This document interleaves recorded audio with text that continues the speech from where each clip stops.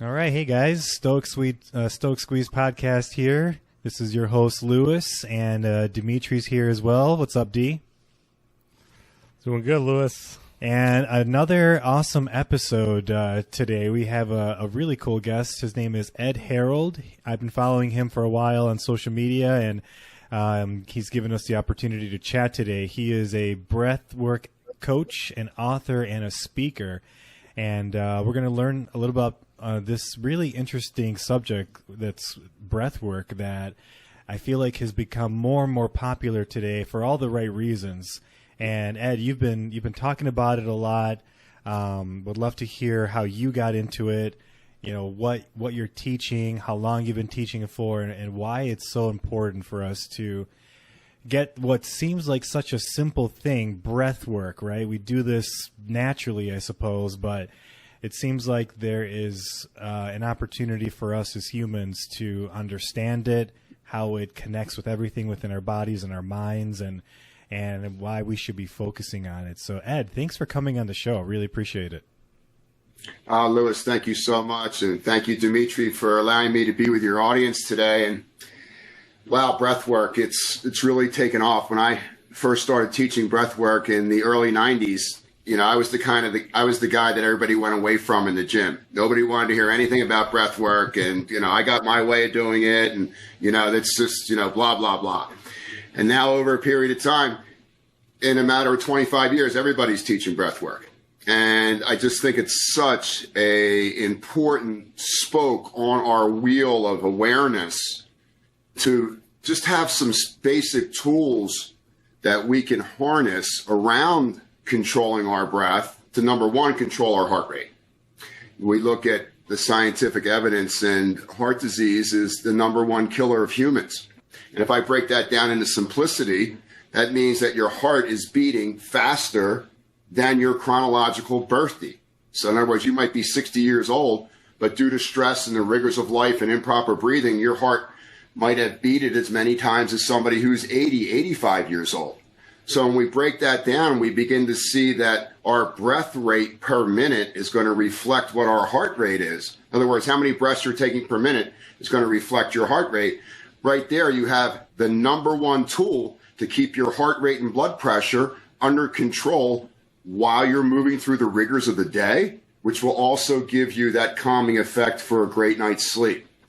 When you think about learning how to control your breath, you think about oxygen distribution and high quality alkalinity through the bloodstream.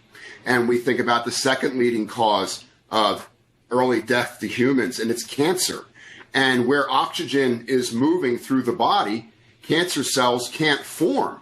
So as we begin to improve inspiratory and expiratory muscle techniques, or muscles of inhale, our thoracic diaphragm, our intercostal muscles, these are the muscles of primary inhale. Your sit-up muscles, the dynamic muscles of our exhale. As we begin to refine and tone and strengthen these muscles of inhale and exhale, we keep our autonomic nervous system, which is that accelerator and brake, in balance. And when we keep that in balance, we're going to be delivering a higher level of alkalinity rather than acidity in our blood. So it's easier on the heart to pump a more oxygenated fluid, and then you distribute more oxygen, and it becomes very, very difficult for inflammatory markers to go up to create cancer cells. So there's just so many little things that we can look at from a medical standpoint to keep us healthy. There's so many things that we can look at for breath work, for mental performance and high levels of peak days and peak performance. And there's also a great way of working with the breath in a business environment so that our employees are getting the great gift of themselves. They love what they do. They can't wait to get to work every day. And it's also a great tool for leadership, for managers and people who are making huge decisions every day on a daily basis. And definitely these times of uncertainty, we need to predict the future with clarity. So you said, you mentioned that breathwork has kind of exploded, and it has. You see so many coaches out there, more books than I've ever seen before, and it seems like everyone has some level of interest or at least awareness that breathwork is a thing. You said you've been teaching it since the 90s. So what made you, kind of be a front runner or early adopter in teaching this? What got you into this? And really quick, add too, like, can you just go a little bit into the history of like breath work? Like, who were the first people? We were talking a little bit before the podcast. So the first studies and treatises that I discovered around breath work were written in the 13th century, and it's written in a book called the Hatha Yoga Pradipika. Mm-hmm. And that book was the first foundational book where we actually saw specific cleansing techniques or vitality techniques around breath control, where some breath techniques were about bringing up vitality, creating excitatory neurochemistry, being vibrant in the moment and having that insatiable appetite of undeniable energy. And others were more about calming down. It was about detoxifying, removing waste from the mind and body. And the interest came earlier because I came to the yoga techniques and the movements and the breathing and the meditation as a broken man. I was in my mid-30s and I was making poor choices for myself and my family. I was having this big pity party and my body was failing me. I was a former professional athlete and gosh, it just seemed like my world was crumbling. I was spending way too much time out at night and not enough time on myself during the day. And, just like every other lucky guy, I met this amazing woman and she started to introduce to me some of these yoga movements. And I was like, what is this? And then I tried them and it was like, oh my God, I can't even touch my knees, like let alone my ankles. And I was so rigid. My spine, all my old injuries. And she recommended this specific style of yoga called Kapala yoga. And 30% of it was postures, 30% of it was breath control, and 30% of it was meditation. So that was perfect for me because my body was already beaten up. So I didn't need a lot of hardcore power yoga. I needed more restorative yoga. And then when I added breath control to the restorative yoga, I took something that was very gentle on myself, and all of a sudden inside it became very dynamic. In other words, I could take something that was very anaerobic and use breath control and bring anaerobic activity. I could bring cardiovascular activity, in other words, bring my heart rate up, and something that was very gentle to my joints, to my spine, to my muscles and bones. So to me, as a kinesthetic visual learner, I was like, this is amazing. In other words, I can get all the benefits of cardio and stretching, but in a very gentle way on my body. And as I began to relax into the breath control and into my mind, I began to see that these fears that I was feeding in my mid-30s were actually camouflaging the greatest strengths of my birth, the greatest strengths of my life. They were hidden from me in fear.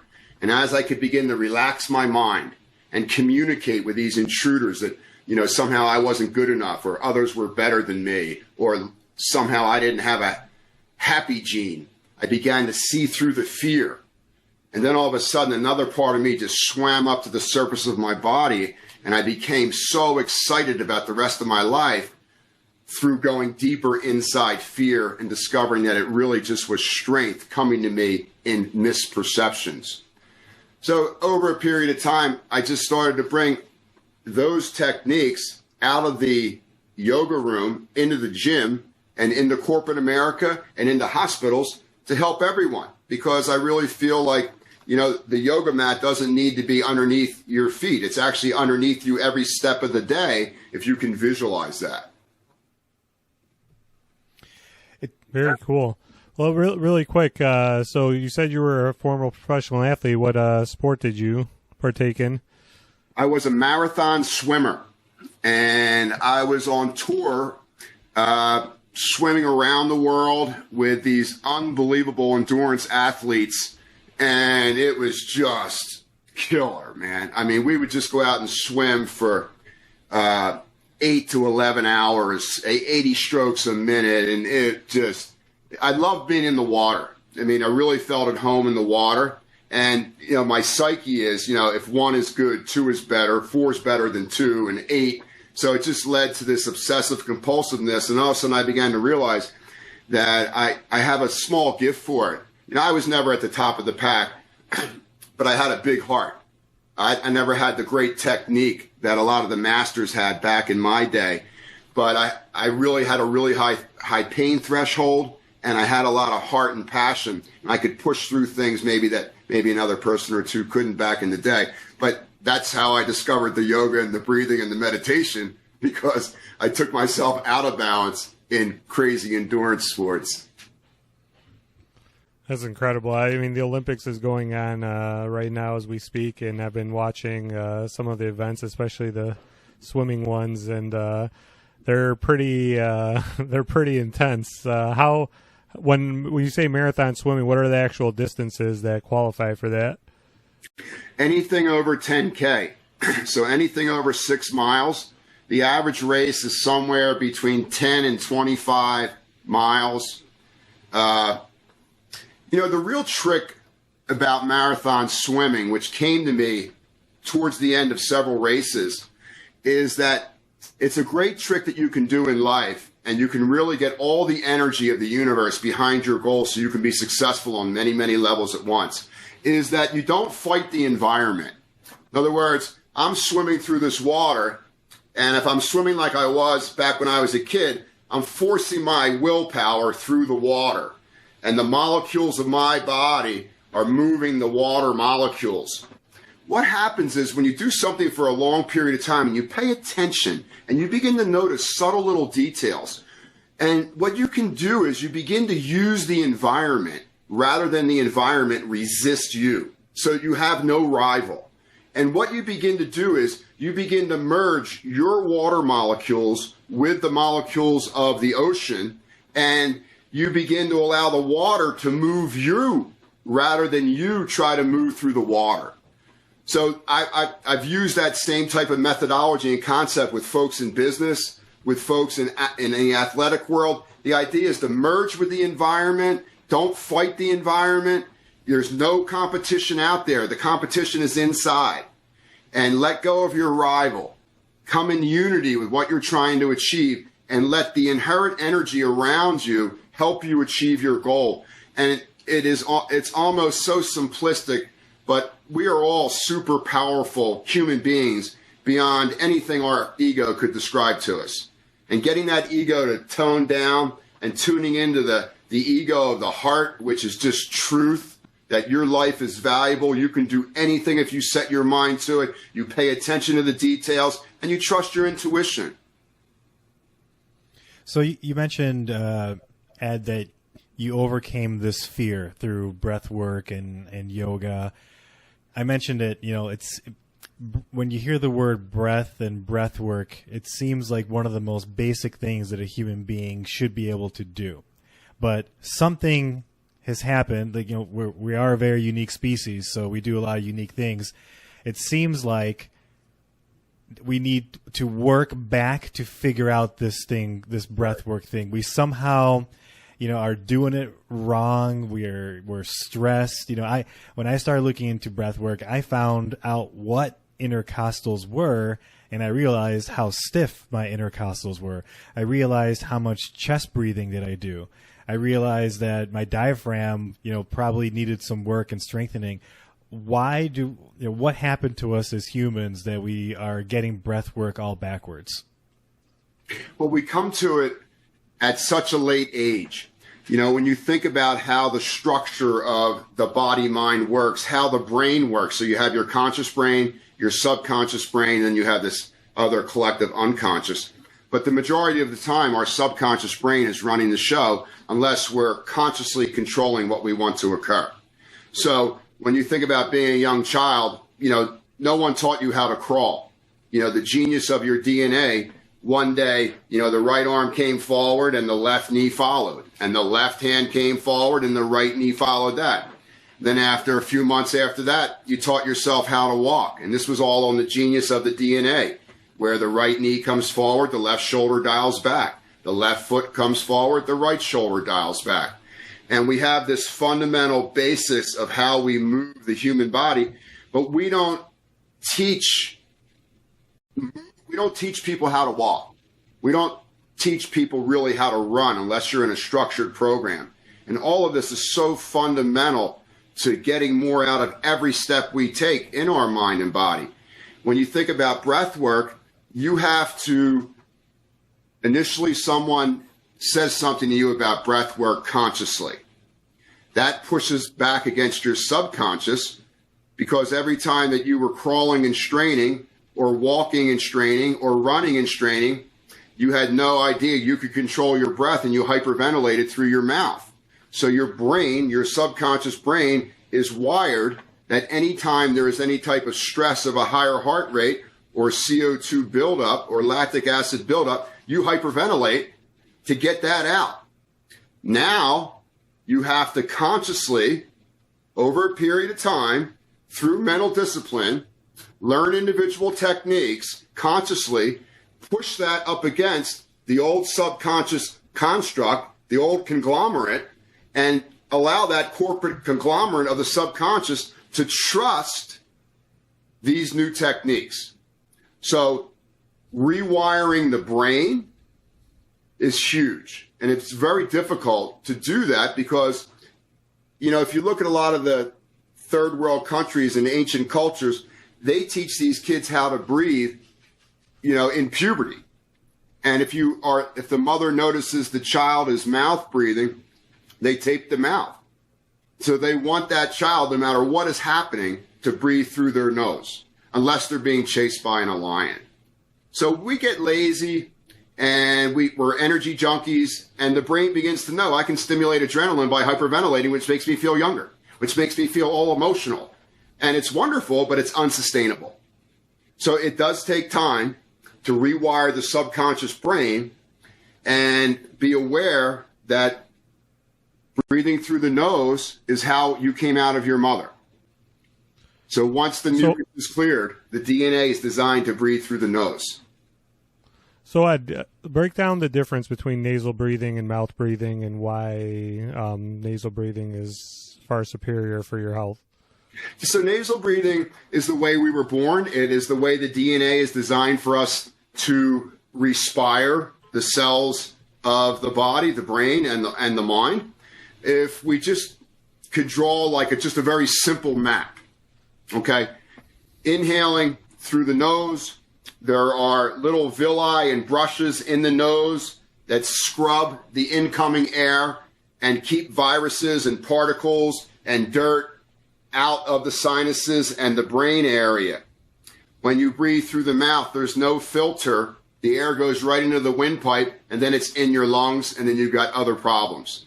So nature has already built in a virus prevention technique for us to strengthen our immunity by breathing in through the nose.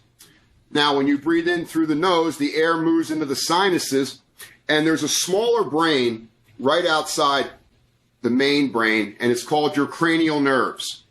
And there's 12 pairs of nerves there, and the 10th cranial nerve is your vagus nerve, which is so important to resiliency, staying balanced, burning fat instead of sugar, staying calm in moments of stress, having a lot of serotonin and dopamine on board to live that relaxed, joyful life.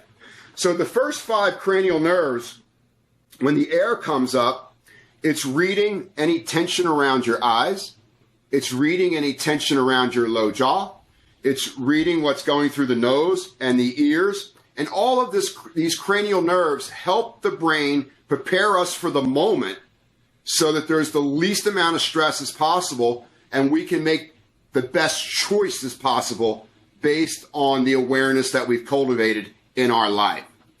As the air comes down through the trachea, through the nose, once it's been filtered, once we prepared ourselves for the moment, we have this amazing thoracic diaphragm muscle. Now, this is the most important muscle out of all 600 muscles, but you'll never see it in the mirror. It's almost like an organ in regard to the various responsibilities that it has. Now, when you inhale through your nose, the lower lobes of the lungs will follow the thoracic diaphragm down towards your low back. So right there, you've stabilized your low back, which is so important for posture. Number 2 is you've brought air into the lower lobes of your lungs. Now, the lower lobes of the lungs are imbued with parasympathetic, oxygen-rich hemoglobin-rich nerve endings so that we feel and relax into the moment. As the inhale evolves, these intercostals that Lewis talked about contract.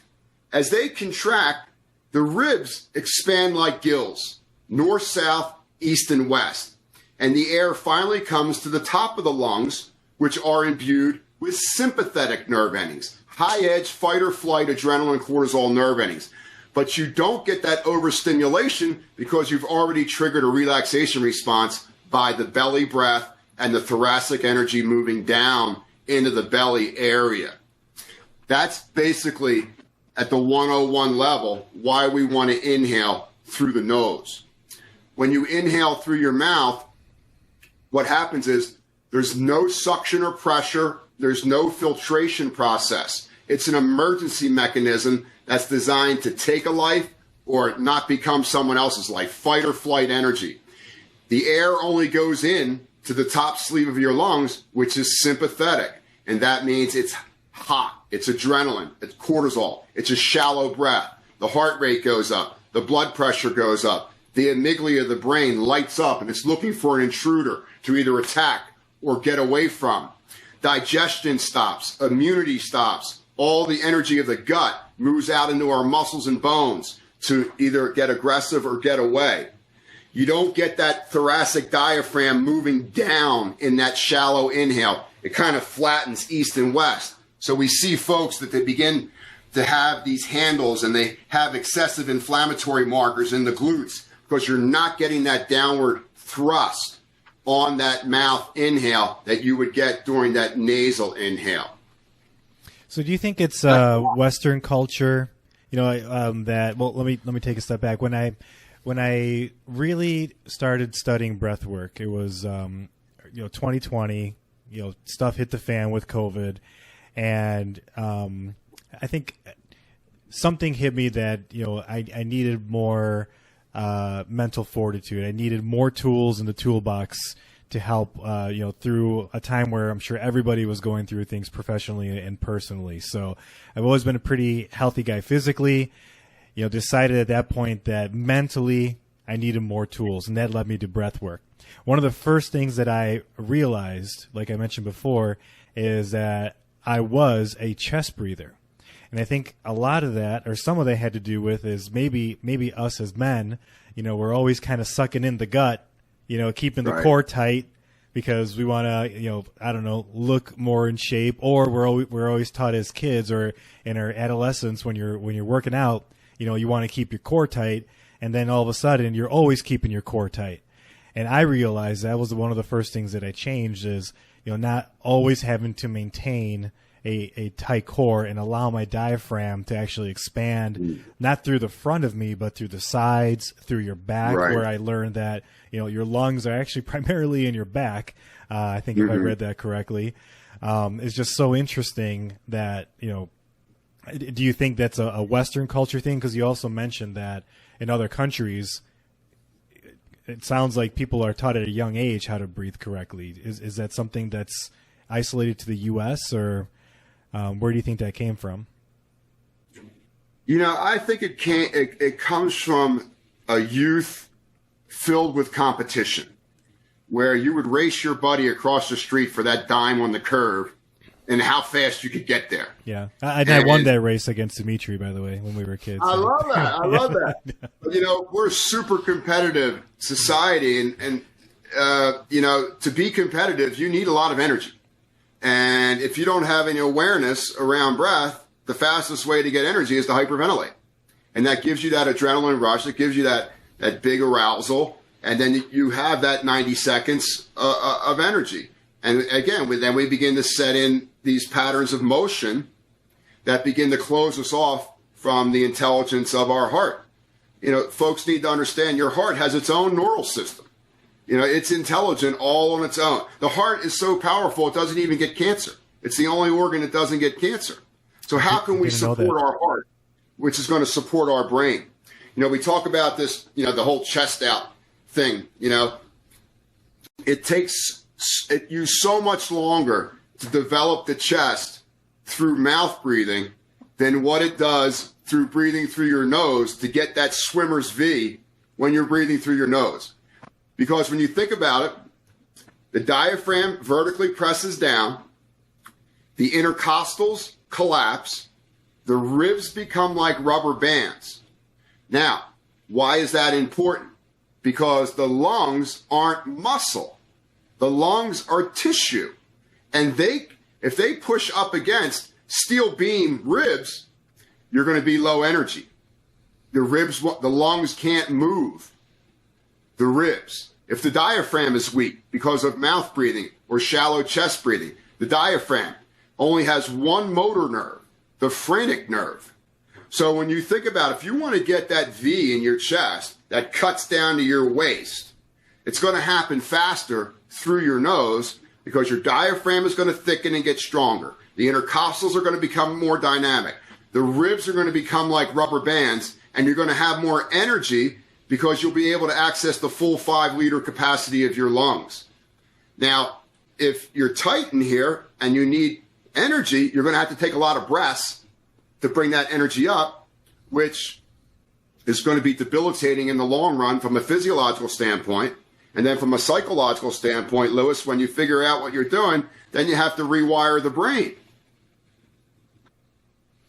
Yeah, there's just so many things in play there. So, Ed, I'm a chronic mouth breather. This is definitely something that I struggle with, and like it said, since the last 2 years, I'm starting to become way more aware of how important this is. What is the best strategy to just begin? And he said, tape your mouth. Yeah, I mean, honestly, I've heard that before, and I'm definitely considering it. Especially, is that a good strategy when you're going to sleep, or is that could be detrimental? Or I've heard that, but here's the way I look at it: you sleep as a reflection of what happened during the day. So, if you can keep your mouth closed during the day, your mouth will be closed unconsciously when you're sleeping.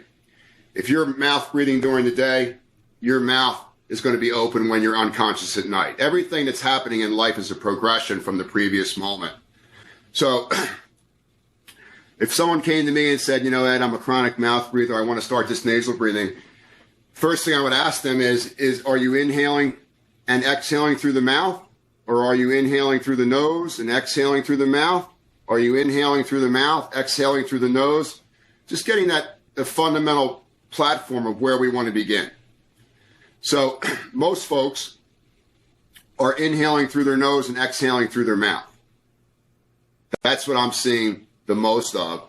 And then the elderly are really the ones who have the weakest immunity because they're inhaling and exhaling through their mouth the whole time, but very, very shallow. So well, that's because when you get old, what happens is your eyes can't pick up the information as quickly as it used to when you were younger due to the weakening of the retina. And what happens is over a period of time, to get faster information with your eyes, we cinch the eyes and it pulls the upper lip off the lower lip unconsciously. And then over a period of time, that becomes the habit and the low jaw drops. And that's what we see in the elderly. So when we're working with the elderly, we want to constantly remind them to release and relax their eyes. Because the more we cinch our eyes, the more the facial muscles will contract, the masseter will contract, and the upper lip will come up. So to stop the mouth breathing, if it's on the exhale, what we want to do is we want to improve the length of that exhale. So I could say to you, Dimitri, close your eyes, relax your jaw, and force yourself willfully to exhale longer than your inhale. Now, that'll work, but you're kind of fighting yourself. So you want to reverse engineer this stuff. You want to make this happen organically. So you just sit back in your mind and watch the show. So what you would do is you'd inhale through your nose, hold the breath in 2 or 3 seconds, and you can feel that pressure build. Now exhale through your nose, and that short little retention gave you a longer volume for a longer exhale. Your brain loves that. So if you have a mouth breathing exhale, you just invite folks to relax, especially the low jaw. Maybe separate the teeth a fraction of an inch and have the top of the tongue on the upper palate. This will open the maxilla, the upper jawbone, which is really important for optimal airway. Inhale, hold, let the pressure build. Like, don't wait till your face turns blue. And then exhale through your nose using the pressure of the volume that you just created by the inhale and the hold.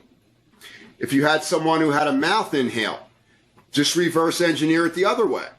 Exhale through your nose, hold the breath out several seconds.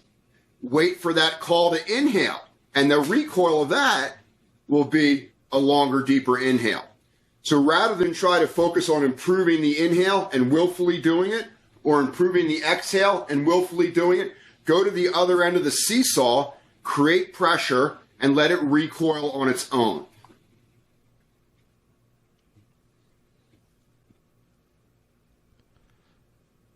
Did it work? Pretty, yeah.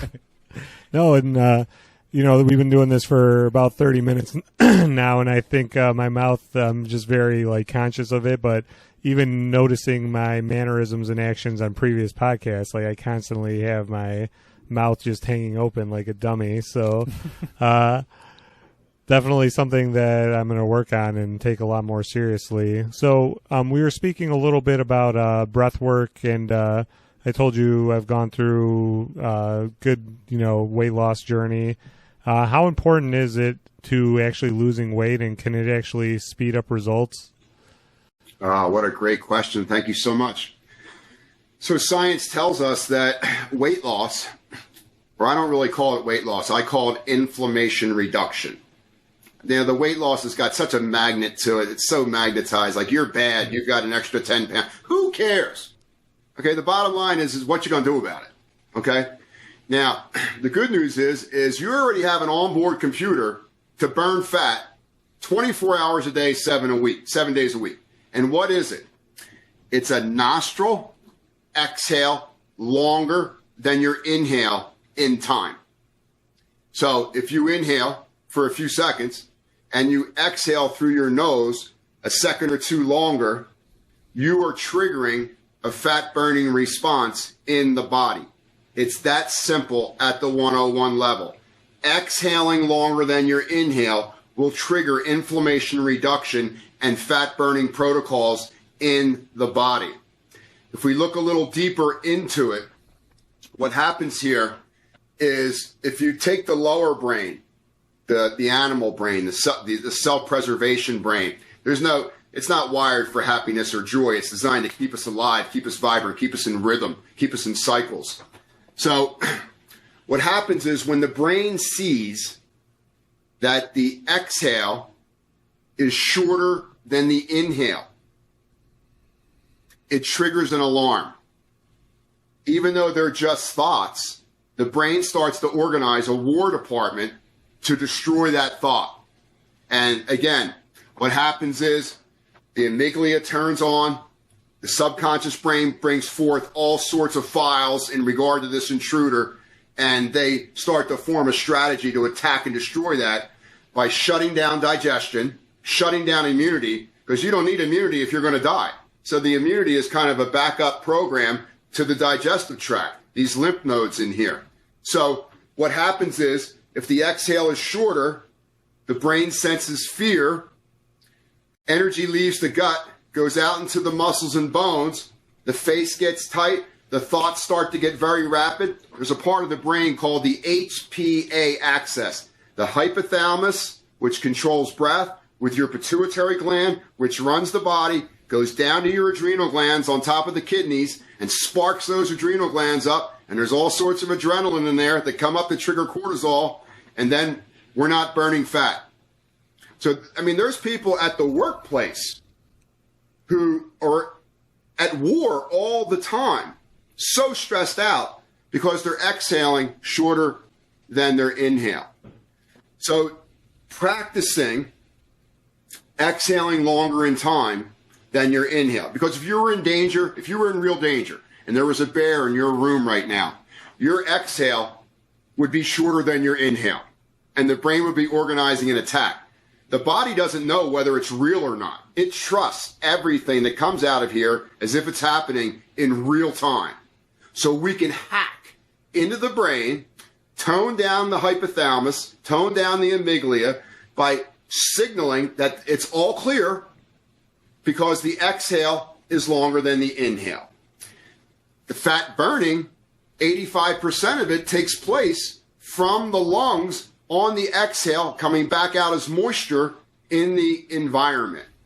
The other 15% of inflammation reduction comes through evacuation of the bowels, urination, and sweat. Our primary inflammation reduction key is that long exhale. So practicing and refining the process of exhale consciously will echo into your subconscious, and then in a week or two, that'll become your new norm. Think about this. How many breaths per minute are you taking? That's going to reflect your heart rate. Your heart rate is going to reflect your blood pressure. Your blood pressure is going to reflect your neurochemistry, and your neurochemistry is going to tell the body to either burn fat or store fat. So it all works off of breath. So just right now, trying to sit up tall and breathe slowly through your nose. The inhale, it's from the navel to the collarbone. You want to visualize that. The exhale is a baby sit-up. So if you start a protocol right now of exhaling 5% longer than you normally do, in 5 seconds, you will feel differently in your mind and body. So you're saying that if I just eat that tub of ice cream and breathe a little bit slower, I don't have to worry about that tub of ice cream. No, I'm just kidding. But, something that makes sense, Ed, is the cortisol part. When we're stressed, I've read that you're more predisposed to hang on to adipose tissue, specifically around the midsection. So stress, obviously, you're breathing more shallow, or your mouth breathing. I definitely see that connection. Are you saying that from a fat burning standpoint, when the way I understand it is when you oxidize fat, it is through the breath. So by increasing the amount of oxidation or breath out, that can play into how well or how efficiently somebody burns fat, along with, of course, nutrition, exercise, getting more energy out, all that other stuff, right? That is so well said. But then again, people don't look to that next split second where you've set up a smooth, steady, rhythmic inhale, which the brain loves to see. So that you become super aware, super intelligent. So the recoil of that longer exhale is a more efficient inhale that calms the brain, and you can read through the level of threats so that everything isn't a 9 or a 10 all the time. Sometimes a phone call is just a phone call. It's just the cap's off the toothpaste. We don't need to organize the Air Force for this. We got this. So, one of the recoiling effects of that longer exhale, remember, your body inhales on its own. It doesn't exhale on its own. You have to train yourself to work with that exhale and begin to build up, the phrase is like CO2 tolerance. So you can handle higher levels of CO2 without the amygdala thinking that you're dying. And there's ways of doing that are, you don't have to kill yourself or bring a lot of pain up to do that. One of the ways that we can build up the CO2, well, let's just break it down. CO2, it's carbon and it's 2 oxygen molecules. Okay, the carbon is what burns the waste. The O2 is the foundation of the life of these carbon-based bodies. Now remember, you're exhaling as much oxygen as you're inhaling. People don't realize that. CO2 is great when you can gradually begin to harness it, and you'll have twice the vibrancy, mentally and physically, when the heart and the brain aren't afraid of CO2. But one of the really non-invasive ways that you can build up CO2 tolerance is you take a deep breath in, you hold the breath in for a few moments, and then you just exhale 10% of the air and pause. And then you inhale that 10% back in. Hold. Exhale that 10% again and hold out. Inhale 10% again. So you're keeping 90% of the air in the lungs. You're exchanging oxygen and CO2 for 10%. But what happens is, in a very non-invasive way, in other words, you don't have to hold the breath out for a minute and you like white knuckle it and get all tight. Like, pain is going to create more pain. Pain is never going to create pleasure. The idea is to systematically begin to increase the CO2 tolerance that you can handle in your brain and in your heart without destroying the body and the mind in the process. Because when I try to teach, I want it to be a win-win for everybody. We don't have to white-knuckle willpower any of this. This breath already knows where I'm blocked. It already knows where I'm inflamed. It already knows where I'm stuck. It goes there naturally on its own intelligence to help me if I'll just let it go there. So Ed, let me ask you this. When's the last time you got sick? 19, like bad case of a flu. I haven't been sick since I started this 25 years ago. This can't be a coincidence, right? I've read some stuff. Obviously, you know who Wim Hof is. Yeah. Right? So I read something where they injected him with a virus, and within 30 minutes, the virus was gone. And they thought at first he was just some type of freak of nature. And then he's like, no, I don't think so. And then other people, through like breathwork and training with him, had similar like results. What's going on in the body, and what's like, is there truth to that? Am I overstating that? Or how much of you not being sick for 25 years is the breathwork and the breathing? You know, I'm still a raging inferno inside here, even though everybody thinks I'm chill and relaxed. You know, I'm still that kid who was in the ocean when I was 5 years old. But you just learn to be a better version of yourself. And the breath was really, you know, the number one tool for that. But let's just break it down a little bit. So we've got this area right here, this solar plex region of the body. And we've got this diaphragm moving down 20,000 times a day, massaging this area.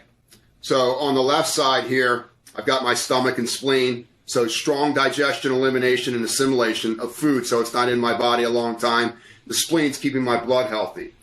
On the right side here, I got my liver and my gallbladder, so that's my potential energy, my ability to focus, my ability to go a long time with a lot of vitality. In between here, there's a minor nervous system called your enteric nervous system. And this is where 90% of the body's serotonin and 50% of the body's dopamine is stored in this enteric system. As this diaphragm becomes more dynamic over a period of time, and you're stoking the fire of this enteric nervous system, this is really here to improve digestion, elimination, and assimilation. So there's the least amount of mucus, phlegm, and fat inside the internal walls of our organs, so that our primary function, which is respiration first and digestion second, is efficient. So very high levels of alkalinity. Now we know that 75% of immunity, the immune system, comes from gut health. So when you think about this inhale, plunging down, massaging your gastrointestinal organs and removing waste from these organs. When you think about the vacuum of the exhale coming back and the organs coming off their normal attachments and being oxygenated, it's all about gut health. It's all about the microbiome, the enteric nervous system, strong organ response in the upper abdomen. These organs of the upper abdomen are so important. And having a strong phrenic nerve and a diaphragm, and then breathing through your throat, breathing through your nose, you get this vagus nerve. So you have energy, but it's relaxed energy. It's calm energy. You're making the choices one by one. These choices aren't being made for you by your subconscious brain. You're completely present. You can turn on a dime.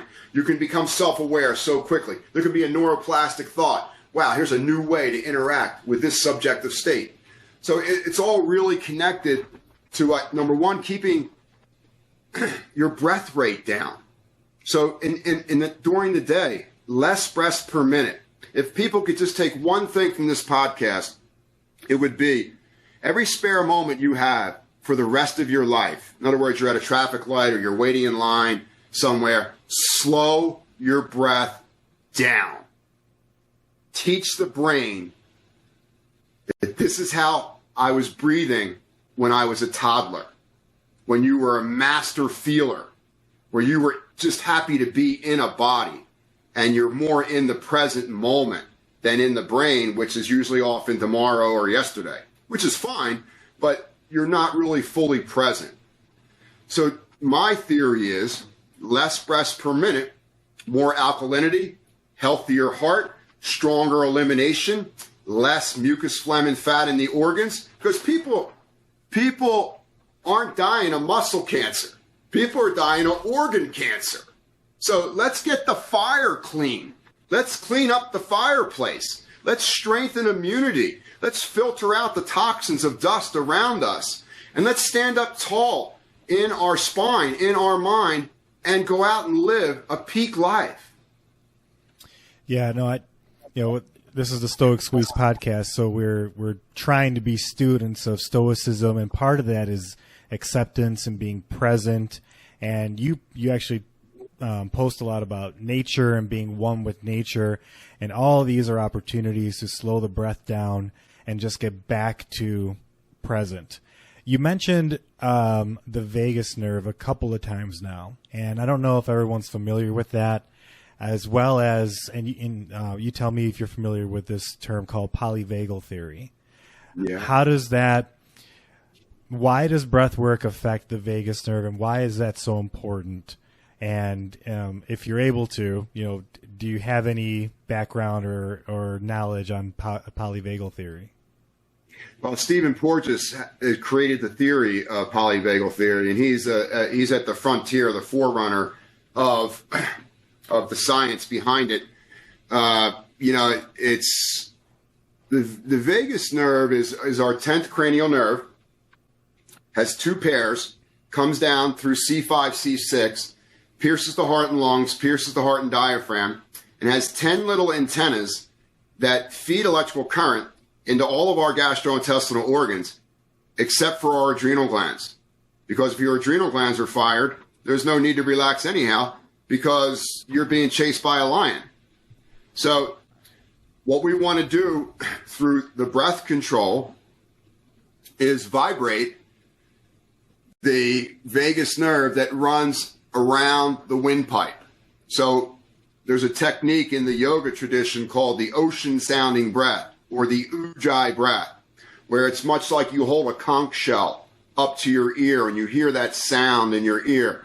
And what it does is when you contract this epiglottis, this piece of cartilage on top of the windpipe, it allows your exhale to become very long in length. In other words, you can exhale for a long time.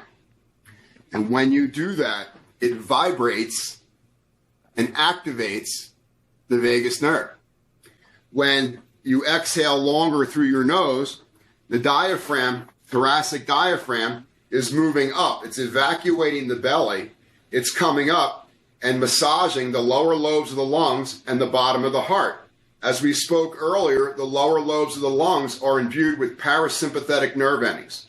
That's closely tied in to the foundation of what the vagus nerve actually does for us. It's about rest, digest, reboot, relax, feel good, bounce back, stay in the present moment longer, absorption of the environment. It really is the master nerve when it comes to stalling aging, keeping us oiled and lubricated, whether it be in the brain or the body. The two nerves that matter the most, number one is the phrenic nerve. It's the motor nerve for the diaphragm that gives you that incoming rush of energy and the potentiality to do things. The second is the vagus nerve on the exhale with that ocean sound, so that you've calmed the energy, you've slowed down the brainwave activity, and you're more in control of your mind. So the vagus nerve also has a deep connection to the face. It can read the facial features. And we want to keep our face as relaxed as possible as we move through the day. We want to keep our shoulder blades back and down, so there's a lot of space between our earlobes and our shoulders, so the windpipe is long and we can get a smooth exchange of oxygen and carbon dioxide. You want to have that lower back in alignment So you're in that 0 point gravity where you're not falling back, you're not falling forward. You want to stay connected through your feet into the earth so you're grounded into something greater than yourself. And all of this helps bring the vagal tone, the electrical current that moves through this nerve up. And the more vagal tone you have, the more you'll be in rhythm with your environment, whether it be external or internal. Some of the deeper clocks that we run off of. So, Dimitri and I talk about this a lot. I'm kind of a research nerd. I love reading the science and what the research says about things and what the meta-analysis said after, studying 100,000 humans on, whatever subject. These theories like, about the vagus nerve and, breath work. It seems like, research is now getting into this now and catching up to what possibly people believed anecdotally a long time ago. So for me, this is a good lesson that anecdotes are also evidence too. That people, you're talking about when the inception of breath work, like I'm sorry, what's the type of yoga you mentioned? The Hatha Yoga. Hatha Yoga. Yeah, so Hatha Yoga has existed for a very, very long time. There was no research that Hatha Yoga had all these benefits to it. Now, research is catching up and showing and proving, how important Hatha Yoga and the breath work behind that has such an impact on health, our minds, everything you just mentioned. And, everything you just mentioned on what to do with our posture. Essentially, you're saying that we're doing it all backwards. We're all squinting at our computers all day. We're hunched over with our shoulders, hunched forward.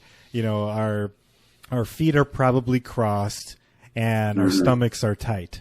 And all of that is causing this tension and, would you say kind of constant state of being in the sympathetic state, essentially, in these little things that we can do throughout the day. Can get us out of that sympathetic state and into parasympathetic state, I guess, which maybe you could define a little bit more if anyone's not, if Dimitri, if you're not familiar, I've done a little bit of reading on like parasympathetic and sympathetic states, but all these things you're saying add up to better health, being more present, and just having better control of our bodies and our mind. Yeah, I appreciate that, Louis. Everything that I'm putting out there today, it's a suggestion. Mm-hmm. Take interest in it and see where it goes for you. There's no judgment here. We're all living our finest lives through all of our struggles. When we look back at the early yoga systems, and like you were just mentioning, everybody, people just felt better. They were doing it because it made them feel more connected to their environment. It gave them more energy in a very non-threatening way. There wasn't any hyper energy. It was very calming energy. And it must evolve. So we need to be good stewards in regard to taking this ancient information, honoring the earlier teachers who spent hundreds of thousands of hours exploring the inner world. Like, why did they do this? Nobody really knows why, but it was really just to connect with the energy of the earth. And it was their grounding rod, their grounding source. So here we are in 2021. And what are some things that we can do to take these ancient sciences, which are now coming to the foreground, and how can we be good stewards in distributing that information out to folks who are interested in maybe exploring maybe a different version of themselves, a different lifestyle of themselves, maybe the ability to let go of something that we're carrying that has no bearing on the great person who we are right now. We have to get control of our breath if we want to control our mind. In the most simplistic terms, when you lose control of your breath in an exercise routine, notice you've lost control of your mind, and there's a subconscious imprint of something that occurred 10 years ago that's telling you that you're in pain. You're awake, but you're not present. You're not actually conscious. So what we want to actually do is we want to use the control of the breath to control our heart rate. This is our master brain. Number one, it's super intelligent. It's so easy to understand because it communicates in short, bite-sized messages. There's no long bloviation. It's 3 or 4 words. You get it, your choice, and you take it or you don't. But we know scientifically that as we move through our day, that the brain sends so much less information to the heart than the heart sends to the brain. The heart sends 80% more signals to the brain during the day than the brain sends to the heart. So as we begin to take a strong look at ourselves in the mirror, the change or the new purpose or the new passion is first going to come from here. And then over a period of time, it comes to here and rewires the subconscious perception that we have of ourselves and the world. And you don't have to hit the wall every time to say, I shouldn't do this. You can go under the wall. You can go around the wall. You can jump over the wall. You don't have to hit the wall all the time because that hurts. So just being mindful of just some foundational things. Number one, every animal on earth right now is breathing through its nose unless it's hunting or being hunted, except for humans. Every animal on earth that's in the wild can be eaten at night, but they sleep like a baby, and humans are up all night, tossing and turning, worrying about what happened during the day and how that's going to echo into a bad tomorrow. Folks have to realize, simplify this. Life takes place on earth one breath at a time. Make it a good one. It takes place one breath at a time, one thought at a time, and one action at a time. And if you can stick to that formula, that simple formula, one breath, one thought, one action with great skill, you will be very, very successful and you will sleep very well at night. You will reach many goals, but what you'll really remember is the journey and the relationships. It's pretty incredible, and you're such a great speaker, Ed. I love the way that you put things. What do we do? We talk a lot about this podcast, the obesity epidemic, the health epidemic that the United States suffers. Also, I personally, it infuriates me that this isn't knowledge that we're taught as a very young kids. We don't learn anything about health more or less until you become adults. There's no government agency telling you how to live or everything. And like you said, breath work is so foreign to us, especially in the United States. What can be done? Is it starting to change in your opinion? And where are we headed going forward? Because health statistics get worse every single year. And at this point, it's emergency levels, in my opinion, on all levels. And this seems like it is such an easy thing that we can do to combat the bad health in this country and the world. It seems like things have to be complicated for us to feel like they have value for us to put attention and energy into. And if something's simple, it seems like that's kind of counterproductive for us. Simple things will never produce dynamic change. It has to be complicated. There's lots of steps. It's a math problem. You follow the physics, and towards the end, we'll give you a percentage of whether it's going to work out for you. We are simple beings, and we are all master feelers before we are great thinkers. And many of us are great thinkers, and we can handle a lot of thoughts, and we can keep our heart rate down, and we can manage our stress. But at the end of the day, when you look at the obesity, people are breathing through their mouth. Digestion has stopped. Their heart rate is up. Stress levels are up in the brain. And as a way to satiate that intruder or that stressor, we want to squash it back down. And what we put in our body today for nutrition has never been like this through, recorded history. So we are in a war against marketing, advertising, toxins. We need to get the whole foods back in with some conscious breathing, gentle walking, paying attention to our thoughts, paying attention to things that are dark. In other words, it comes to me with a smile. And when I act on it and I put it in my body, it leaves me with a frown. I feel separate from my heart. I'm ashamed of myself, and I have all this guilt. And the only way to get rid of it is to put more of that toxin in me. Anything in excess is a toxin. It is poison. The great thing about the breath is it shows you your boundaries. This is your lane, okay? How far you can inhale and how far you can exhale. This is your lane. And as you begin to take less breaths per minute and your heart rate's lower, your lane widens. And when your lane is wider, you feel more comfortable in your body, and you have that pause around that conscious choice. So what we're trying to do around the breath work is create a pause in the gap of addiction or autotelic behavior. So that pause eventually over a period of time will grow, and you'll be able to ride out that 20 minutes or 20 seconds of wanting to destroy the body. So again, the breath. How can we use the breath as a way to stop poison thoughts? One of the things I do is I create a gap in my mind. I create a gap in the time sequence of the film. So what I'll do is just inhale really slow, and I'll hold my breath in for a 2 count. And now when I stop breathing for that 2 count with a conscious control, my brain stops. It says, oh, I guess Ed wants me to pay attention, and it's a completely blank computer screen. And then I type in what I want to, what my intention is. And then I exhale through my nose, which is a relaxation vagus nerve action. And then I hold the breath out for a 2 count. And again, the mind stops. I can inject what I want to occur.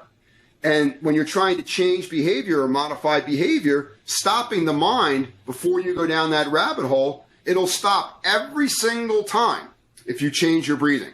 Slow motion inhale, hold 2, set your intention. Slow motion exhale, hold out for 2, set your intention. And over a period of time, whatever that intruder is, eventually it'll wither on the vine. You won't take the bait. And eventually when you don't take the bait, the craving, there's no visceral effect anymore, and it doesn't disturb our peace. You mentioned that you train executives or coach executives and athletes. Are they coming to you to be less stressed? Are they coming to you to learn how to focus in high pressure situations, such as an event, or, if you're an executive, about to make difficult decisions or have difficult conversations or present in front of a 1,000 people? Or are you doing a little bit of both? What are they coming to you for? All of the above. Whether you're an athlete or whether you're a CEO, inside your body, it's completely dark. It's black. So it really happens. What do you want to do here? Do you want to run, a 4-minute mile, or do you want to have the best business deal you've had in your life? So we go to the body and we create physiology for endurance. We create psychology, which is endurance-based. It's all the same thing inside, regardless of what you're trying to achieve outside. First of all, you want to have a massive amount of compassion, because, when you're going out to compete or you're going out to try to change something in your business, there's a part of us that feels vulnerable. And it might not work out. And no one really likes to feel vulnerable because it might not work out. But really learning how to harness the positivity of vulnerability. Knowing that the foundation of competition, or beating the business opponent or the athletic opponent, the foundation of it is compassion. That you're willing to leave a point of safety in your mind. Challenge your mind and body in the arena, while at the same time understanding that the competition is simply internal. There's a piece of us that's resistant, and we need to come at peace with that. When you're in a business meeting and there's confrontation, the person with the lowest heart rate at that business meeting will have access to more departments of the brain than someone who's lost control of their breath. Emotions are overpowering the thinking mind, and something's going to come out that's going to be non-productive. So when keeping a keen eye when there's resistance on your exhale. And keep exhaling these relaxation hormones and neurochemicals into your awareness. And you're just basically saying to yourself, I am safe. I'm safe. I am not vulnerable. And what happens is the person with the lowest heart rate usually has access to the best choice. So you're saying that, by keeping the breath slow, you're staying out of, again, that sympathetic state, and that's allowing you to access more parts of your brain. So when people say they're in the zone, for example, whether you're an athlete and you're in the zone, is that coincide that they're also probably breathing slower and they're more in control of their mind and body? Like what would you say when someone is in the zone, what they're doing with their mind and body? When someone's in the zone, they don't even know there's anybody else out there. They are so dialed in to what they're doing. The norepinephrine in the brain that comes up in flow. In other words, there's a carrot out there and there is absolutely no distraction about how you're trying to achieve that goal. So when you're in flow, you're actually, something from a deeper source has come to the surface of your awareness, and there's absolutely no fear of failure. You are dialed in completely. You're not even doing it at that point. You're not riding your bike. You're not your thoughts. It's doing you. And when we're in flow, there's 5 neurochemicals present in flow that are never, ever, ever present again in the brain until there's flow again. And the first one is norepinephrine, which is it's a focusing chemistry that keeps our eye on the ball. Number 2, there is a lot of serotonin and dopamine. So you might be in pain, but you're relaxed and you feel good. You're managing the pain. Number 3, the brain is producing a lot of endorphins. So it's the brain's heroin. So you can deal with a lot of pain, but it's not disturbing you. And then the 5th molecule is anatomine. Anatomine is a cross-lateral molecule that allows the 2 prefrontal cortexes to communicate through the corpus callosum, which separates the right brain, which is the we, with the left brain, which is the me. So the we and me merge, you begin to communicate with whole brain messages, and you become super invincible. So if you wanted to be in flow, there's easy ways to do this. So you would use breathing, number 1, to create some fire, create some resistance in the body, stoke the heart rate up a little bit, but you're breathing through your nose. So you're not hyperventilating. You can't hyperventilate through your nose. Any breathing you can do in your mouth, the nose can do better, more efficiently, unless you're being chased by a bear. Is that bellows breath? What's that? Is that bellows breath that you're describing? Yes. The bellows breath is wonderful. So if we were just to do some bellows breath, right, and kickstart this fire, bring the heart rate up, go through a retention period, and then do alternate nostril breathing to bring the heart rate back down, guess what? You'd come out in a flow state. It's that simple. I'll make sure I use that tool more often. So what is holotropic breathing, and can you really breathe yourself into like a psychedelic state? Yeah, so holotropic breathing is a transformational technique that came out of Harvard in the 70s with Herb Benson, and folks are super oxygenating themselves.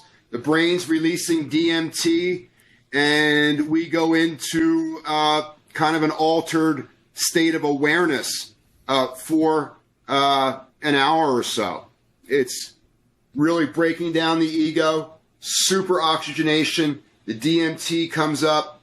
It's great to do with a small group or some really good facilitators. Holotropic breathing is something that shouldn't be done. I don't like to do it all the time. Like once or twice a year is good for me. Yeah, the real thing for me in the holotropic breathing is the unwinding. It's coming out of it and journaling in a free flow, or having a free flow conversation with your support team. The the unwinding is really super important, I believe. So if you're going to get yourself wound up and you're going to have this super in-body experience of DMT, make sure you take a few hours to unwind it, relax, and nurture yourself, because it takes a lot out of us to have that type of experience. But it's very transformational, and there's thousands of people that have received benefit from it. And for people that don't know, DMT is basically in your body. It's also like one of the, I guess, drug you would say that people take to basically get psychedelic experiences, and you can basically access this by holotropic breathing, more or less. Is that's what's actually going on? Yeah, it changes our neurochemistry. It activates the pineal gland, and the pineal gland is a gland that there isn't really a lot of solid foundational research on, like the pituitary gland. We don't really know what it is, but we know DMT is there in it. And when the pineal gland is activated, we tend to have a super spiritual experience, or an experience beyond what our ego would tell us we have access to. There's usually 7 different types of experiences that people report having. And you usually get one of those 7 every time. It's really unique, and I'd recommend folks to really find a good teacher for it and spend a lot of time on integration. Like, don't just go have the breathing technique and then go to the gym. Like, you want to take a whole day for yourself and nurture yourself and get to know I find a lot of folks don't really know themselves all that well. They find that being their own critic has become the norm of who they are.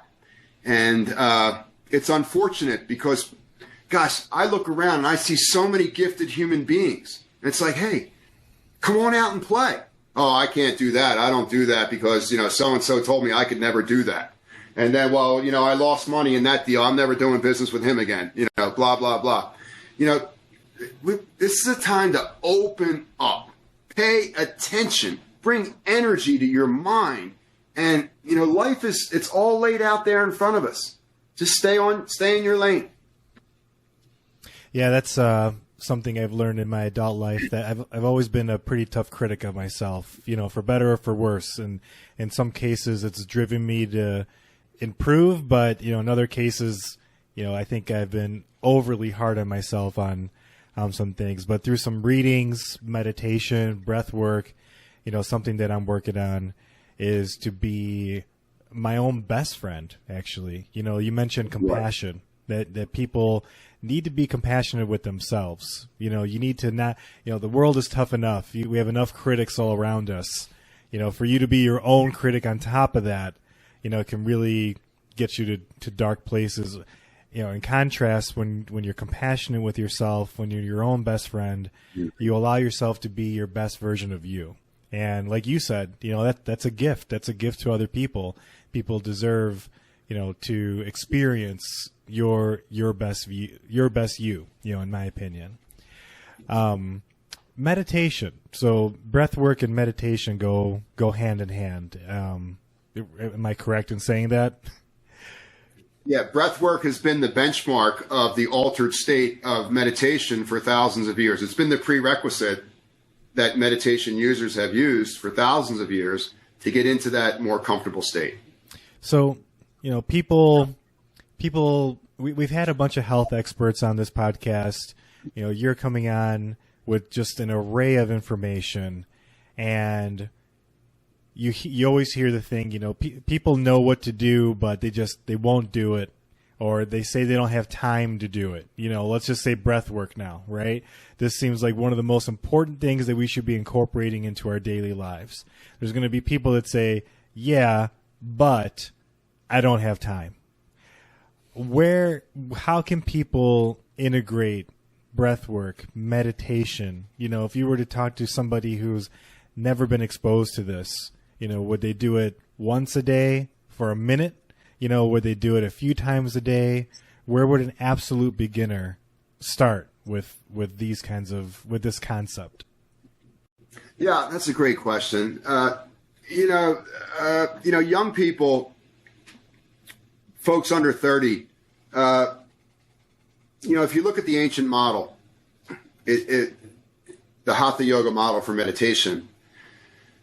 We looked at the ages of 30 and younger, when the body is most limber. There was very little spoken word on controlling the mind, and there was very little spoken word on breath work.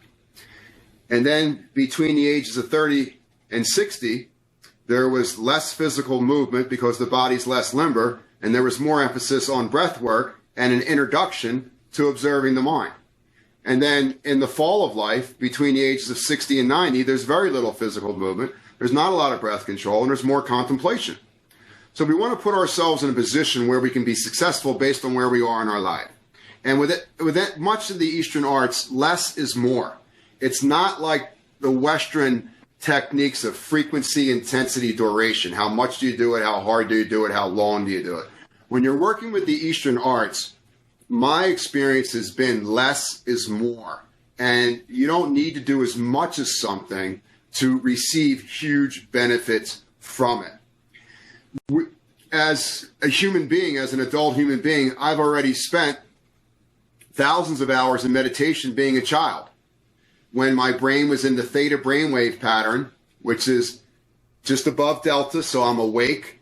Theta, I'm not really aware of the linear mind, the cognitive mind, the intuitive mind. I'm not really awake. I'm not really asleep. So you've already been a master meditator for many, many years, because in your formative years, your brainwave pattern is in the theta brainwave pattern. So you're not learning anything new. You're just remembering that you know stuff. Now, there's a part of your mind that likes excitement. It likes stimulation. It likes to be triggered. It likes to compete. That part will be the opponent of learning how to unwind from these triggers and being in a more reflective state. So you've got plenty of material out there that's going to be against the meditative process, but it's just substance. It's just material to help you get somewhere. It's not necessarily the enemy. It's like stress. Stress is not the enemy. It's the perception of stress. If you weren't stressed, you wouldn't care about how you were showing up in your life. There would be no conscious. You'd be, an axe murderer or something. You wouldn't have any respect for yourself or humanity. So one of the keys around stress is that it's actually an alarm alerting us that there's a better version of us in this particular subject or object if we're willing to learn. So when we're working with the meditative folks, the younger they are, the more I want them to move their body first. I don't want you to just sit down, cross your legs, or sit in a chair and white knuckle it and just try to ride it out and have this kind of less than positive experience. Use the body first. Once you've broken up the stressors in your body in your exercise routine, when you come out of the exercise routine, you'll be breathing effortlessly. There'll be no impairment of inhale and exhale, and the mind will be more open to remembering that you know how to meditate. There's meditation stillness, eyes opened, eyes closed, and then there's meditation in motion, what we're doing during the day. This also can be a meditative, contemplative, reflective practice. How do you know you're in a meditative mindset? Well, for me, when I'm in a meditative state, I notice three things are absent in my brain. Number one, I'm not competing, I'm not judging, and I'm not labeling. So I'm not labeling one event as the same as another event that occurred years ago. I'm not judging my experience, and I'm not competing against myself. So when those three things are absent, I'm more in unity with Earth's environment. So, Ed, cold exposure. I've seen you post the other day on Instagram. You took a dip. It looked like in a river or a creek. Yeah. And how often do you experience cold exposure? What do you do for it, and how does it tie into breath work as well? Yeah, so I go in up in the backcountry every day, and I go in probably 40-degree water this time of year for 5 to 10 minutes. And just so everyone's reference, if they haven't experienced 40-degree water. So the last time I was in Greece, I'm actually going in September, the water was 68 degrees, and it was in May, and I promised myself I would never go in May again because the water was too cold. And I did 21 days of cold showers a couple years ago when I first got exposed to this, and I had the water as low as I possibly could. I got up to like 7 minutes pretty easily by the end. I would shower just completely cold, and the water was like 56 degrees. So 40 degrees is very, very cold for those of you who don't know. Yeah, there is that little, when you first get in, there's that little, but the first thing I do is I start to slow my breath. I move my diaphragm. I activate my vagus nerve. I create heat in the breathing. And the slower I breathe, the lower my heart rate. So what's happening here is cold temperatures, all the energy is moving to the core of my body to maintain my temperature of 98.6. So it's much like exercise. When you begin to exercise, you heat up your body.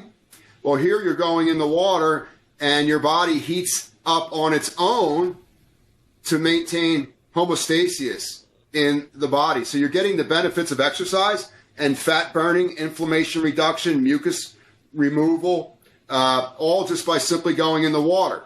I try to do it in the morning so that I'm in a fat burning mode all day. Now, you can do it any time, but for me, I like to do it in the morning because I want to be burning fat all day long because fat is an endurance fuel. So whether what I'm doing physically requires endurance or rather what I'm trying to achieve mentally, I want it to be endurance-based. Life's an endurance event with little bits of sprinting. Somewhere along the line, it's turned into all sprinting with a little bit of exhaustion, and there's no endurance. If life's a race, it's a race you want to come in last, my friends. Slow down. There's far too many people, leaving the planet at such a young age. So lose the competition. Get in that cold water. I know if I'm having a bad day or, maybe I'm just not feeling grounded, I go in that water and all that mind chit-chat goes out the window. And then you come out of it and you're completely congruent with your mind and body. And it just seems so much easier to breathe and be us. So I think it's a wonderful tool. I try to do yoga in the water. So I notice I can stretch a lot further in the cold water. It's amazing because the capillaries and arteries, the fascia, it all pulls tight for the cold water. But then when you stretch it, it seems to be more pliable. So I'm getting an inch or two further in my stretches in cold water than what I'm getting on land. I find it amazing. So like I said, I'm a layman, I'm a dummy, I'm not a scientist, but from the stuff that I've learned, would it be safe to say that this is one of the ways that people can actually strengthen their blood vessels and capillaries and such? And I would imagine you don't hear too many heart attacks or strokes from people that embrace cold exposure and incorporate that into their lives. People have to understand that whether you admit it or not mentally, your body is in a full-on, all-out war right now trying to keep you healthy. And what are some simple things that we can do to help us win that war today? Because you have to get up and fight that war every day, whether you're conscious of it or not. The body's always in the present moment, and it's hardwired for survival, self-preservation, getting control of your breath control in your exercise, learning how to control your mind through meditation, getting into cold water so you're forcing the body to detox itself and bring your mind completely present. All of these are simple tools. Now, one of those four has to be something, or all four, that you can try sometime soon or maybe even after this podcast. Is there a degrees of water that would count as cold exposure? Because maybe somebody might jump in the pool of 74 degrees. They might think, man, this is really cold, but maybe that might not count. What would you say the threshold would be? Is it below 60 degrees or I'd say is it below 60? Below 60. Yeah. It's like anything else. I mean, you want it cold, but how cold does it really need to be? Mm-hmm. This is not a competition. The idea is just keep evolving yourself. Just keep loving yourself. Take the part of your mind that you're at war with yourself with and just love that part of your mind. then you won't be at war anymore. You know, it's up to all of us to bring our finest version of ourselves forward during these challenging times. And you know, when I do it, subconsciously, I'm giving my neighbor permission to do it. And when he does it, he's giving his neighbor permission to do it. And the next thing you know, all the little things that are wrong, all the drama, all the traumas, we have a tendency to insulate ourselves from those. And we can begin to see the best in ourselves rather than the worst of what we heard about someone else down the street.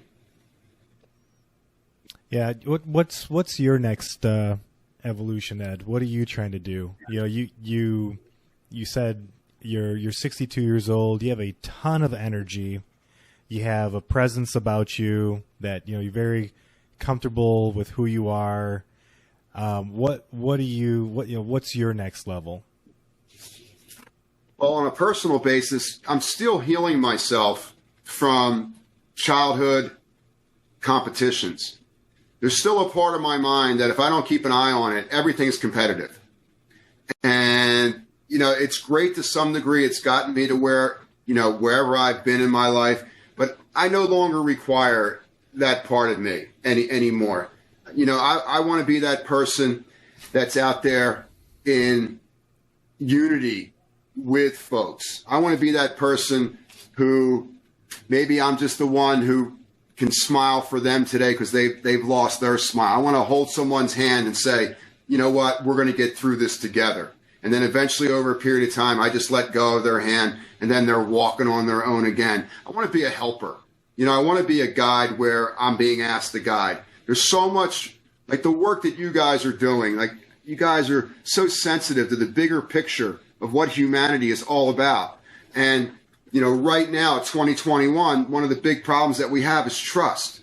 You know, we need to trust our skill sets. We need to trust each other. We need to make decisions on the fly where trust has been broken. We need to be human beings. We have to stop cannibalizing ourselves and each other. There's no future in that for humanity. You know, the light has already won the war. We just have to believe it and be the best version of ourselves. So for me, it's just, you know, wherever I'm asked to be there fully, be there authentically, bring a ton of character, and be the best version of myself. Yeah, that trust factor, you know, I agree with you. We need to trust each other as humans and ourselves. I think, right, Lewis. I feel like we've kind of lost that a little bit. You were going to say something, D?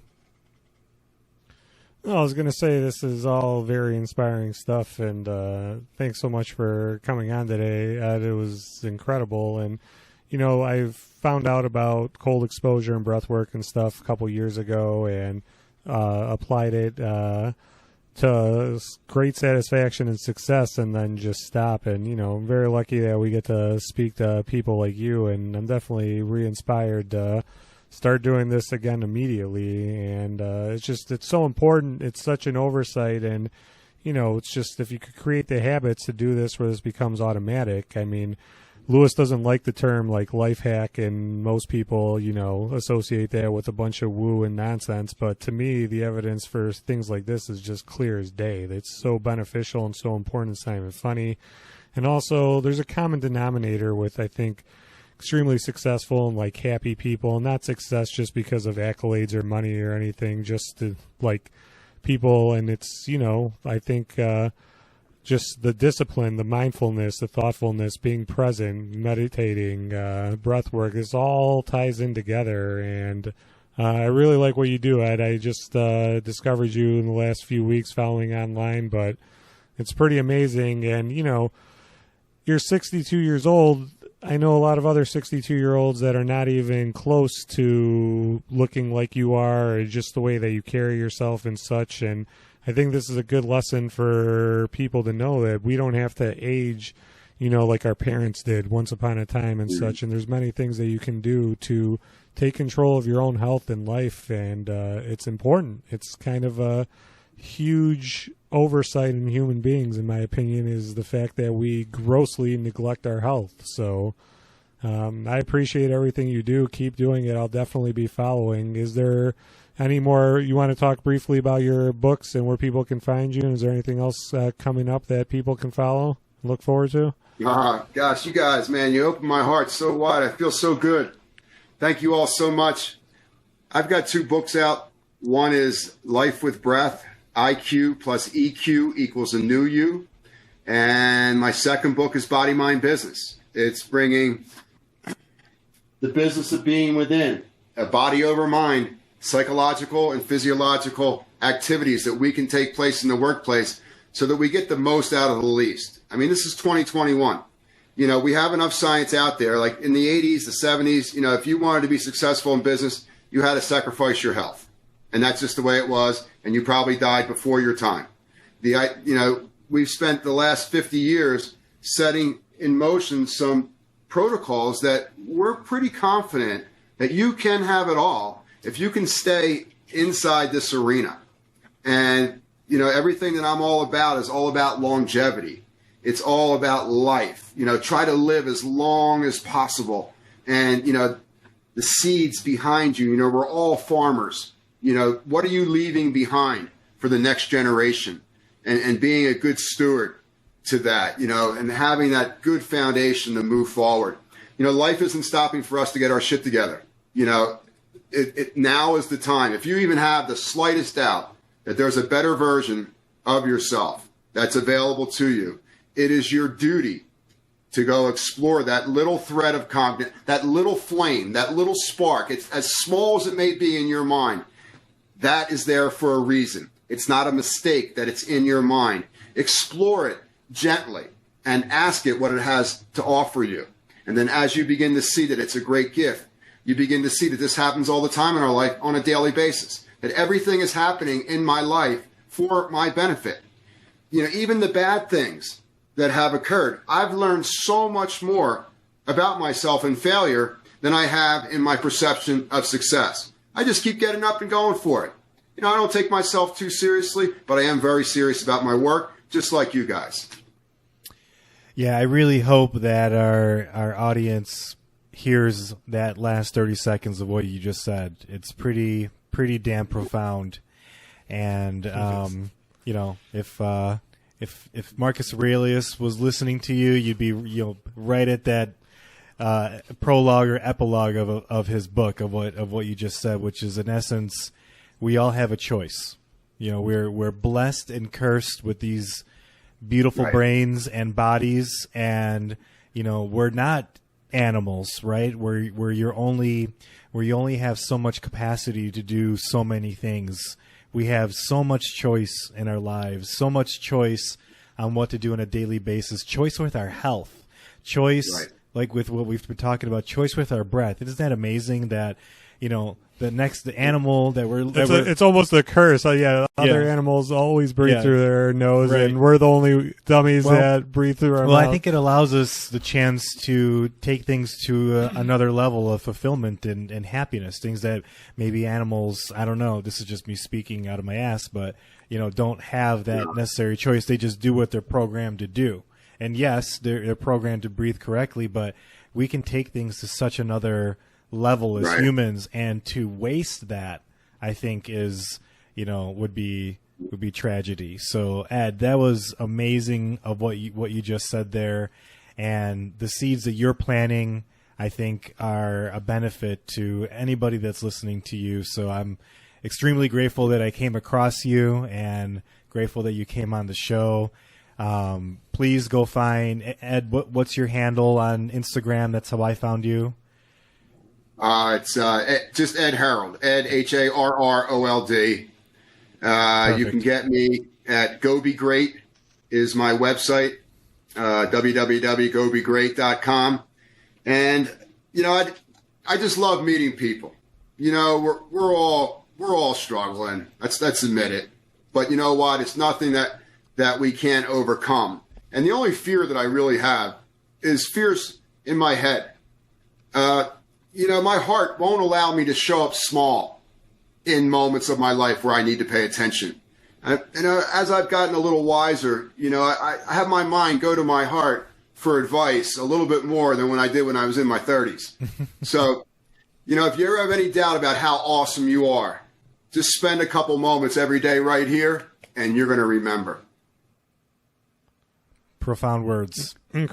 Incredible stuff, truly. And I mean, this is just so up our alley. And next time we have you on, if you're gonna ever come on and talk to us again, I'd love to find out how someone becomes an Ed Harrold and what your journey and path was in life. Because honestly, like, you're just the wealth of information and enthusiasm, and honestly, someone that I definitely look up to and try to live a life like Ed. So, thank you. Yeah.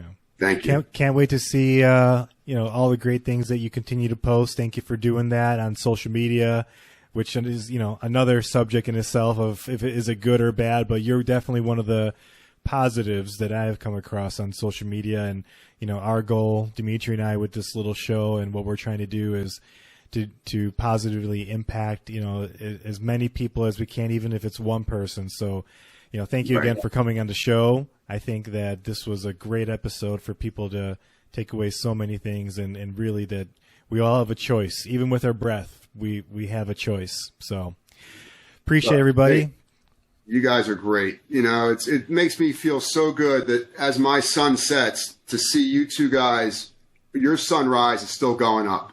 And you're so aware of what's the bigger picture is of the details of your life. So it makes me feel so good to know that you two guys are out there and really care. We're trying. What are we doing? I don't think you're sunsetting anytime soon, Ed. I hate to make grandiose statements like this, but if there's Fountain of Youth, I think it has a lot to do with this breath work, meditation, staying healthy, maintaining muscle as you get older, and I think we're going to see you around for a very long time, unless one of the Wildcats in Utah gets you on one of your trips. Come on out and visit, guys. We're definitely coming. We're going to make it happen. That would be so awesome. Cool. Yeah, I can't wait. Well, we look forward to doing this again, Ed, and meeting someday, and keep doing what you're doing. So we really appreciate it. Thank you, guys. Appreciate you. Bye-bye. Bye-bye.